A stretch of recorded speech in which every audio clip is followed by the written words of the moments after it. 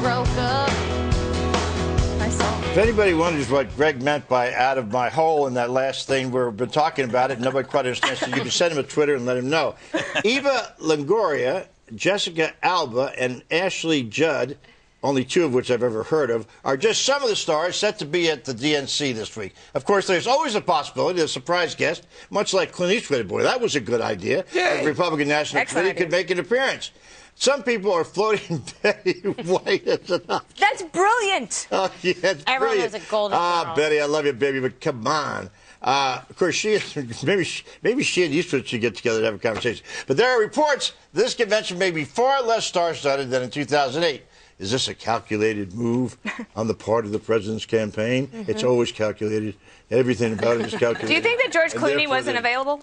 I'm sure he wasn't available. What do you think? I think that Betty White, I don't think for her it would be a good move. She doesn't need to do it. But she is the most popular and most well-liked woman in America. Yep. She's the most sought-after guest at all the late-night shows.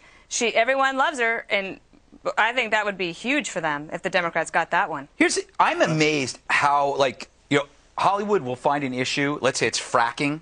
And every single celebrity will have that information on fracking with them. It's like they all use the same drug dealer who supplies them with an 8-ball and talking points at the same time. Because now every single person, I guarantee you, every one of those celebrities will bring up fracking. That's another issue where they keep trying to drill holes. Yes, that's true. Get out of my fracking. Get out of my I'm hole. never going to mention that word because I get in trouble because it sounds too close to what I normally say. You'll be called to human activities again. Human activities. Is that what they call it? Well, no, it's human resources, but you call it human I don't think, the celebrities don't matter much except to raise money, and I don't... But do you think Oprah mattered?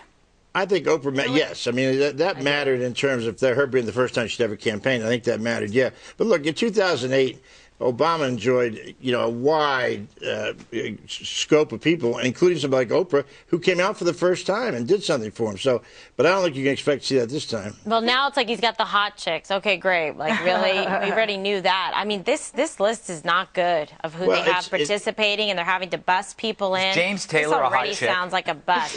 That's the one exception. You just had to ruin my point. That's not, I mean, is anybody really going to vote one way or another about who shows up at conventions? Nobody's going to vote on who shows up at, and I don't think, as much as I thought Clint Eastwood was bad, a lot of people thought he was good. I don't think it matters one way or another. But the celebrities have always been squarely in Barack Obama's corner. Right. I will say this. I was talking to one of the women who does our hair here, and she brought up a really good point. She said Barack Obama did use certain pop stars, rappers and otherwise, to try and galvanize the youth vote in African-American communities, and I think that was an excellent point. I do agree using Clint to get the elderly. Well, hold on. Let me finish. Did Vashti say that?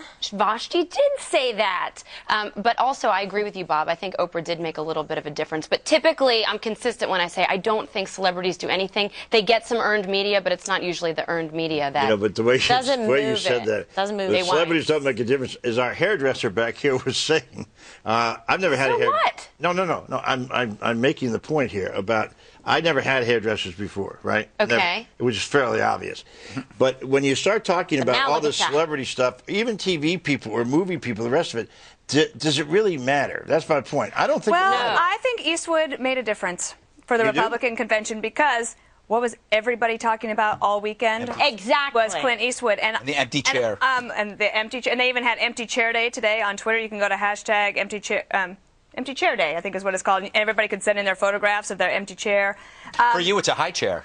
Well, and you know what? We need all kinds of chairs. For you, it's a lazy boy. But this would make me a little bit nervous if I was the campaign, only because they're talking about Clint Eastwood and not Mitt Romney. And an empty chair. I think that's exactly right. And not the economic messages that he didn't deliver. Well, at least Republicans were interesting for a few minutes there. It was kind of exciting. It was unscripted, and I mentioned to Bob earlier, there were 3 different people on Saturday at different times, very different walks of life, all told me, didn't you love Clint Eastwood? Now, we watched it from the Embassy Suites bar. But that makes Andrea's point. I don't remember any of it. Said, didn't you love Clint Eastwood? In a red wine bath. Did you love what Mitt Romney had to say? I mean, that's the I don't think it mattered because Mitt Romney did enough of what he had to do, and everybody's like, okay, if this was pass-fail, he passed, loved Eastwood, moving on, can we watch football now? Okay, he was good. Come on. I think that's great inflation on my part. One!